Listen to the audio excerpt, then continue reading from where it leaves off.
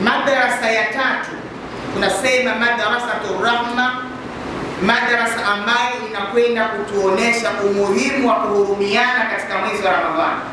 Tumesema funga inagawika sehemu tatu. Funga inakwenda kutengeneza madrasatul imania, chuo cha imani, madrasatu sihia, chuo kinachotengeneza afya.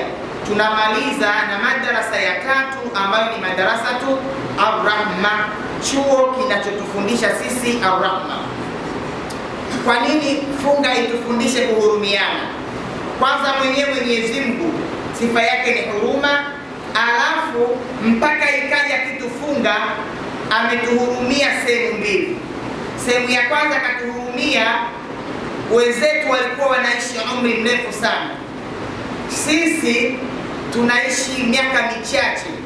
Mtu ana miaka 60, 70, 80 tayari mzee wa kutembea na mkongojo. Wenzetu walikuwa wanapiga mpaka 300, lakini mtu bado hata jimu anabeba, yani chuma anabeba. Sasa kwa umri huu ambao tunaishi sisi, Allah akaonelea kuna amali gani ambayo itamfanya mtu wa ummati Muhammad alingane sawa kithawabu na wale watu wa umma uliopita. Nuhu, Luti, Idris, Harun, mitume yote iliyopita waliishi umri mrefu sana. Akaleta funga kwa huruma yake nani? Allah tabaraka wa taala. Kwa hiyo mtu akifunga ndani ya mwezi wa Ramadhani, funga yake ikakubalika, thawabu zake zinawazidia watu waliopita. Ndio maana inakwenda kufuta madhambi yaliyopita. Hiyo huruma ya kwanza. Huruma ya pili, alijua Allah tabaraka wa taala kwamba katika ummati Muhammad kuna wengine matajiri, kuna wengine mafukara na maskini hawana chakula. Sasa ili huyu tajiri ambaye kila siku anakipata chakula ajue kitu kinachoitwa njaa, nimwekee kitu kinachoitwa nini? Funga. Maana bila kuwepo funga asingejua kama kuna kitu kinachoitwa njaa. Akaiweka funga. Funga ile akasema hii funga ni lazima kwa kila mtu ambaye ana imani, awe tajiri, awe maskini, awe fukara, awe mwanamke, awe mwanaume. Hii ni lazima.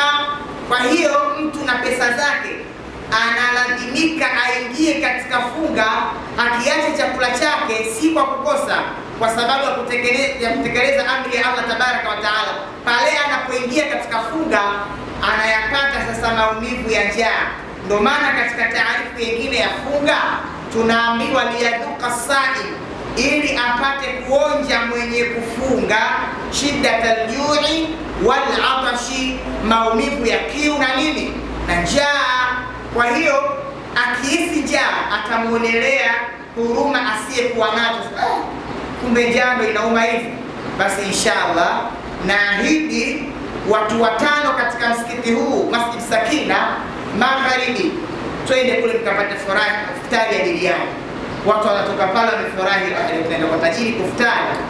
Usiwafuturishe watu, shekhe, umeita watu waenda kufuturu, unawaandalia kitu ambacho hata wao wenyewe wanaweza kukiandaa. Unaita watu wengi afu unawapikia miogo. Sasa shehe, bora uache iftari kwao. Ita watu 3, lakini wakifika pale kutafutari imenona, shikatresi, sijui nini, magimbi ya nazi na nyama. Hivyo Uislamu unatutaka kidogo tu tule kidogo, tusishibe, lakini tuzingatie sana katika kusaidiana na kuhurumiana. Bwana Mtume anatoa funzo, anasema yule mwenye sifa ya huruma akamsaidia mwenzake, Allah tabaraka wa taala anaishi naye katika kumsaidia. Allahu fi auni al-abdi ma kana al-abdu fi auni akhihi. Mwenyezi Mungu mfumo wake anamwangalia mtu ambaye anamsaidia mja, alafu akimsaidia mja na yeye sasa ndo anachukua jukumu la nini? Kumsaidia.